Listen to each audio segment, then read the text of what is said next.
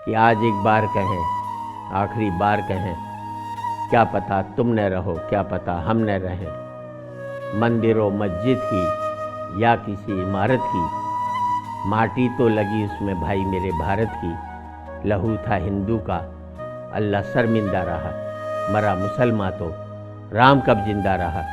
बिखरे बिखरे हैं सभी, आओ एक घर में रहें। क्या पता तुम न रहो, क्या पता हम न रहें। नमस्कार, प्लस माइनस कार्यक्रम में आपका स्वागत है। दोस्तों, आज हर कोई एक अलग किस्म के तनाव, स्ट्रेस और टेंशन में जी रहा है। किसी को परिवार की, किसी को सामाजिक आर्थिक समस्याएं हैं, तो कोई बिजनेस की परेशानियों से जूझ रहा है। कई बार ऐसा लगता है जैसे हमारी मुस्कुराहट, हमारी हंसी के ठहाके कुछ गायब से हो गए हैं। ऐसे में आपको हंसाने के लिए, आपकी खोई हुई मुस्कुराहट को वापस लाने के लिए कुछ लोग दिन रात काम करते हैं। आज प्लस माइनस कार्यक्रम में हम आपको एक ऐसी ही शख्सियत से मिलवाएंगे जिसका एक अपना अलग अंदाज है। चेहरे पर गंभीरता है, लेकिन शब्दों में और बातों में हास्य टपकता है जो आपको गुदगुदाता है। सीरियस फेस उनका सिग्नेचर है और जब बोलते हैं तो अपने आप हंसी छूट जाती है। हम आपको मिलवाने वाले हैं पद्मश्री हास्य कवि सुरेंद्र शर्मा से, लेकिन पहले एक नज़र उनके अब तक के कैरियर पर। आज उनका 80वां जन्मदिन है। हमारे साधना परिवार की ओर से उन्हें ढेर सारी शुभकामनाएं। हास्य कवि सुरेंद्र शर्मा अपनी सादगी और भदेस व्यंग के लिए जाने जाते हैं। हरियाणा के नांगल चौधरी में वर्ष 1945 में जन्मे सुरेंद्र शर्मा को टीवी पर सुनना अपने आप में एक अलग अनुभव देता है। कविताओं के साथ वो गद्य भी लिखते हैं। अब तक उनके कई व्यंग लेख संग्रह प्रकाशित हो चुके हैं, जिनमें बुद्धिमानों की मूर्खताएं, बड़े बड़ों के उत्पाद और मानसरोवर के कौवे काफी पढ़े जाते हैं। व्यंग और हास्य की तीखी चुभती कविताएं सुनाते समय वे साधक की तरह तटस्थ है, निर्विकार चट्टान की तरह अडिग रहते हैं। आज प्लस माइनस कार्यक्रम में हमारे चेयरमैन राकेश गुप्ता आपको मिलवा रहे हैं हास्य कवि पद्मश्री सुरेंद्र शर्मा से। शर्मा जी, आपका कार्यक्रम में बहुत बहुत स्वागत है। धन्यवाद आपका। आपने श्रीराम कॉलेज ऑफ कॉमर्स से ग्रेजुएशन की। आप कविताओं के फील्ड में कब और कैसे आए? वहीं कॉलेज के टाइम में ही मैं पॉपुलर हो गया था। कविता के क्षेत्र में नहीं, वैसे स्टूडेंट्स के बीच में लोकप्रिय था मैं। किसी से भी बोलने से पहले ये सोचना पड़ता था कि इसका जवाब ये देगा, उसका जवाब मेरे पास हो तो बोलूँ, नहीं तो। और सुबह से शाम तक यही काम रहता था। तो एक साल फेल हुआ। अच्छा, फेल हुए?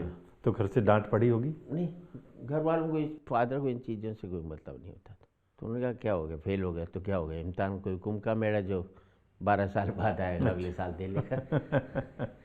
तो उस मामले में फिर कभी मुझे ये ध्यान नहीं कि कभी पिता या माँ में से कोई स्कूल बुलाया गया हो या गया हुआ हो या एडमिशन के लिए गए हो, कहीं कुछ नहीं। कई सालों से आप कविता पाठ कर रहे हैं, देश में भी विदेशों में भी, सब जगह, और आपका एक अपना टिपिकल स्टाइल है, टिपिकल अंदाज है।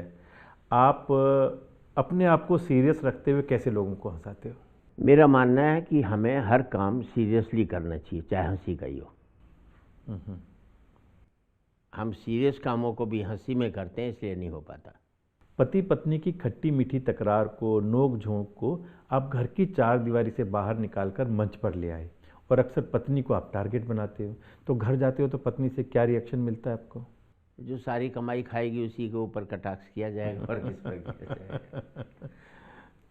तो घर पर भी तकरार होती होगी कि आपने मेरा मजाक उड़ाया? किस बात का, जब कमाई सारी वही ले रही है। मैं तो उसकी तरफ से डेपुटेशन पर काम कर रहा हूँ। कमाई उसको दे देता हूँ, बाद में वो हफ्ते का खर्चा जो मुझे देती है उसे घर चला, अपना खर्चा चला लेता हूँ। कवियों का एक दौर था। शैल चतुर्वेदी, काका हाथरसी, अल्लड़ मुरादाबादी, जयमिनी हरियाणवी। एक अलग तरह का संदेश मिलता था। आज उसमें एक नया परिवेश आ गया है। उसमें कभी चुटकुले, कभी फूहड़ता नजर आती है। आपको क्या लगता है? जब व्यक्ति का स्तर गिरता है, उस व्यक्ति में से कोई राजनीति में जाता है, कोई धर्म में जाता है, कोई काव्य के क्षेत्र में जाता है, कोई मीडिया में चला जाता है। जब स्तर ही गिरा हुआ है तो जहाँ भी जाएगा उसका भी स्तर गिरेगा। आप ये नहीं कह सकते कि कविता का ही गिरा। एक का स्तर बता दो जिसका ऊंचा हुआ हो। मखौल उड़ाना और हंसी की बात करना अलग बात है। कपिल शर्मा किसी को खड़ा करता है, चाहे बुजुर्ग हो, तो उसकी मखौल उड़ाते हैं, तो वो हास्य नहीं है, उपहास है। वो कमाई नहीं हो तो नंगे रहो, लेकिन नंगेपन की कमाई मत करो। बहुत अच्छा। अब स्थितियाँ हैं कि हम नंगेपन की कमाई करें। रामायण के समय में ऐसे लगता था जैसे पूरे देश के अंदर कर्फ्यू छा गया, सारे काम बंद हो जाते थे। आज उस लेवल का कोई सीरियल बन रहा है? आपने बिल्कुल ठीक कहा है कि आज पारिवारिक मूल्यों का ह्रास हो रहा है, पतन हो रहा है। आप कविताओं के माध्यम से उसको कैसे ठीक रखने की कोशिश करते हैं? मैं कविताओं के माध्यम से कहता हूँ, बहुत कुछ कहता हूँ। सब लोगों को कहता हूँ, बच्चों को इतना लायक मत बनाओ कि आप उनके लायक नहीं रहें। कैश इन हैंड अच्छा होता है, कैश एट बैंक अच्छा थोड़ी है। किसी का बेटा चला जाए अमेरिका, कहीं भी ऐसे भी सीन देखें कि बाप यहाँ अकेला, बुढ़िया यहाँ रह रहे हैं, मर्डर कर दिया नौकरों ने, घर के ही नौकर ने कर दिया। मर्डर नहीं गया तो मर गए तो पता ही नहीं लगा। 2 दिन तक पड़ोसियों को जब बदबू आई तब पता लगा कि मर चुके हैं। इस मुल्क में अगर कोई सरकार ये कहती है मैं राम राज्य लाऊंगी, तो इसका मतलब देश को 5000 साल पीछे ले जाएंगे आप। क्या उससे बड़ी सोच नहीं आपके पास? नहीं, राम राज्य से उनकी कल्पना ये है कि जैसे राम के राज्य में चोरी डकैती नहीं होती थी, हर एक को शिक्षा मिलती थी, हर एक को स्वास्थ्य मिलता था, पारिवारिक मूल्य थे। आप कह रहे हैं, पर ये किस किताब में लिखा है? ये तो आपकी कल्पना है ना। पूरी रामायण तो तुलसीदास जी की अयोध्या में से आगे वापस खत्म। राम राज्य कैसा चला, कैसा कानून व्यवस्था थी, कैसी अर्थव्यवस्था थी, उसके ऊपर कोई किताब नहीं है। वाल्मीकि उसको आगे तक ले जाते हैं, जो सीता के त्याग तक ले जाते हैं, उसमें भी कहीं कोई ऐसी व्यवस्था नहीं। मुझे एक किताब बताओ जिसमें ये लिखा हो कि उस समय अर्थव्यवस्था कैसी थी, कानून व्यवस्था कैसी थी, सामाजिक व्यवस्थाएं कैसी थी। ये हमारी कल्पना है, कहीं इस मामले में कोई वो नहीं। और मैं अभी भी कहता हूँ, बेस्ट युग कलयुग है। आज से पहले जितने भी युग रहे वो एक व्यक्ति के युग थे, चाहे वो राम का रहा हो, चाहे वो कृष्ण का रहा हो, है एक व्यक्ति के युग थे। और इस सतयुग में, इसी युग में हमारे भारत के अंदर बुद्ध हुए, महावीर हुए, नानक हुए, कबीर हुए, मीरा हुई। एक एक का चरित्र 1000 गुना बेहतर था और कोई लालसा वाला नहीं था। और दूसरे नाते उन्होंने कहा था जब जब धर्म की हानि होगी मैं अवतार लूँगा। उनकी हानि हुई इसलिए अवतार लिया, हमारे नहीं हुई तो नहीं लिया।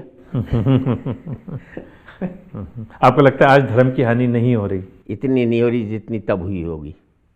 एक छोटा सा मुल्क अमेरिका को कह देगा मैं नहीं मानता आपकी बात। ये आपकी बहुत अच्छी सकारात्मक सोच है आज के सिस्टम्स के लिए, आज के समय के लिए। ऐसे में लोगों को धर्म की अच्छी प्रेरणा मिल सके, वो धर्म के मार्ग पर चल सके, इसके लिए आप कविताओं के माध्यम से क्या करते हैं? बेसिकली क्या है, हम धार्मिक नहीं हैं, हम धर्मांध हैं। और धर्मांधता धार्मिकता का उल्टा रूप है। मैं सबसे कहता हूं, धर्म को कंधे पर बैठाकर राजनीति में आओ, धर्म के कंधे पर बैठकर राजनीति में मत आओ। धर्म, शिक्षा, राजनीति और चिकित्सा ये सर्विस है। हमने इन्हें इंडस्ट्री बना दिया, सेवा की बजाय उसको बिजनेस बना दिया। बड़े बड़े उद्योगपति पहले स्कूल खोलते थे, कॉलेज खोलते थे ताकि बच्चों को पढ़ा सके। अब इसलिए खोल रहे हैं ताकि वो उससे कमा सके। हॉस्पिटल को पहले डिस्पेंसरी खोलते थे, औषधालय खोलते थे, इसलिए खोलते थे कि वो कमा सके। उनकी कमाई के अंदर एक खाता होता था, इतने प्रतिशत समाज सेवा का, धर्म के नाम पर, इस नाम पर, उसमें से जाता था।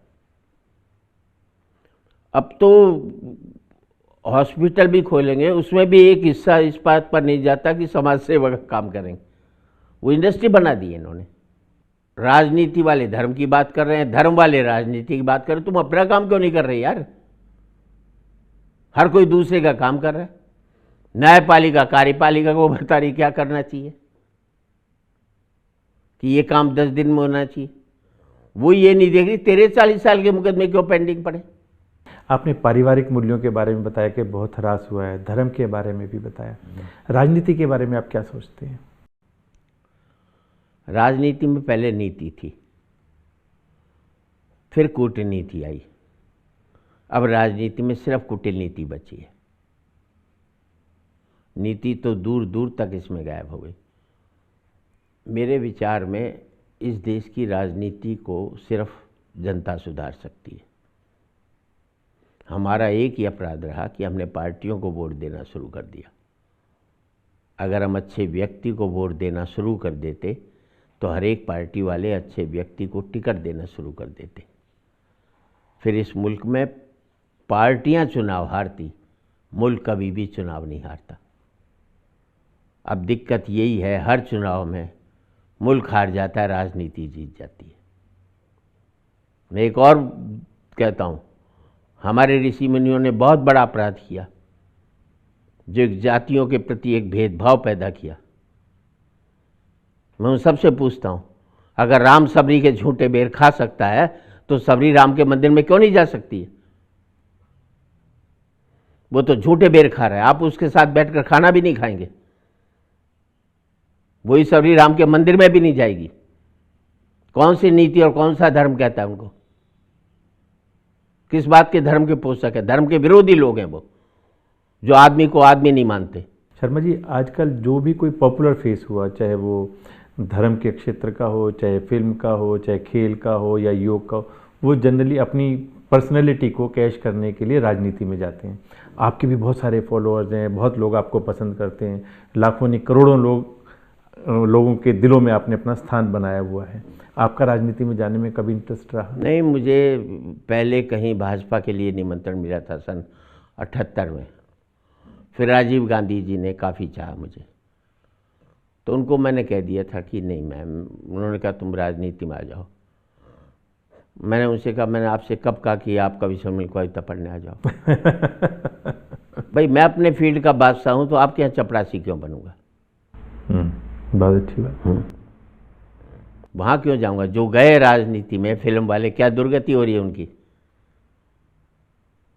पहले भीड़ उनके पीछे भागती थी, अब वो भीड़ के पीछे भागने लग गए। तो आदमी जिस क्षेत्र में है उसमें अपनी ऊंचाइयां प्राप्त करे। करप्शन मुझे कोई बुरी नहीं लगती। We should be have corrupted the corruption. कि मैं कीड़े मारने की दवाई लाया था, उसमें भी कीड़े पड़ गए। कीड़े नहीं मरे तो करप्शन है यार। मुझे कोई दिक्कत थोड़ी है। आप 800 करोड़ का चारा खा लो यार, 2400 करोड़ का दूध दो। Country don't want a honest prime minister, country want a capable prime minister. Sharma ji, आप लोगों को हंसाने के लिए, गुदगुदाने के लिए, हंसी के ठहाके लगाने के लिए जाते हैं कार्यक्रमों में। कई बार ऐसा भी मौका आया होगा कि आप बहुत टेंशन में गए, किसी भी कारण से आपके मन में टेंशन, और वहाँ जाकर के आपको कविता पाठ करनी पड़ रही है? हाँ, हुआ है। मेरे बम्बई में लगभग 200 नाइट हुई, सुरेंद्र शर्मा 4 लाइना करके। उसमें 4 लोग होते थे, मैं होता था, एक श्याम ज्वालामुखी और एक आस्करण अटल, वो अभी जिंदा है। श्याम ज्वालामुखी बॉम्बे बम ब्लास्ट में उसकी डेथ हो गई, और शरद जोशी हमारे व्यंग के बहुत बड़े, अब मेरे से सीनियर भी थे, बहुत बड़ा नाम भी था, तो उनको कैसे रखूं, तो उनकी अध्यक्षता कर देते थे। मेरा शाम को बिरला में शो था और मैं सुबह बम्बई पहुंचा तो 10 बजे पता लगा शरद जोशी की डेथ हो गई। घर गया, शमशान घाट गए, सारा क्रियाक्रम करके 6 बजे शाम को बिरला में पहुंचा। हाल में 3 के साथ कार्यक्रम किया। वो मेरे लिए बहुत संकट की घड़ी थी।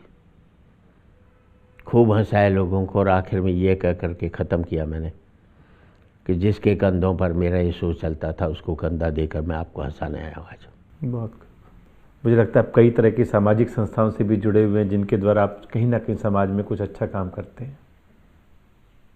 वो मैं मानव हूँ, मनुष्य हूँ, तो करना मेरा फर्ज है। नहीं करूँ तो मेरा गलती है, फिर मैं इंसान कहलाने लायक नहीं। अगर मैं मानव हूँ, इंसान हूँ, तो ये तो मेरा फर्ज है, मेरा कोई गुण थोड़ी है। मैं ना करूँ तो ये मेरा अवगुण है। किसी ज़रूरतमंद की मदद करना, अब मेरे सक्षम हूँ तो ये कोई मेरा गुण नहीं है, नहीं करूँ तो ये मेरा अवगुण है। आपके हजारों लाखों की संख्या में दर्शक हैं, आप कोई भी बात उनको कहते हैं तो उनके दिल तक उसको छूती है। तो आप कौन सा संदेश जनरली अपने दर्शकों को देते हैं, हास्य के अलावा उनको एक अच्छे संस्कार मिल सकें, इस दृष्टि से क्या करते हैं? एक तो संदेश यही देता हूँ कि जितने भी संदेश देने वाले हैं उनसे बचकर रहो ताकि अपने निर्णय खुद ले सको, अपने रास्ते बनाओ। शर्मा जी, आपके कार्यक्रमों की शुरुआत होती है 4 लाइनों से, हम कार्यक्रम का समापन करेंगे आपकी 4 लाइनों से। 4 लाइन पहले तो सुना देता हूँ। हमने अपनी पत्नी से कहा, तुलसीदास जी ने कहा है, ढोल गंवार शूद्र पशु नारी, ये सब तारण के अधिकारी, इसका अर्थ समझती है समझाएं। पत्नी बोली, इसके अर्थ तो बिल्कुल ही साफ हैं, इसमें एक जगह मैं हूँ, 4 जगह आप हैं। बहुत सुंदर शर्मा जी, बहुत सुंदर, आपने बहुत अच्छा संदेश दिया। आपका कार्यक्रम में आने के लिए बहुत बहुत धन्यवाद। मित्रों, सुरेंद्र शर्मा जी कहने को तो हास्य कवि हैं, लेकिन उन्होंने बहुत सी गंभीर बातें कही हैं और बहुत से विचारणीय प्रश्न भी हमारे लिए छोड़े हैं। अगले सप्ताह प्लस माइनस कार्यक्रम में फिर मुलाकात होगी। नमस्कार।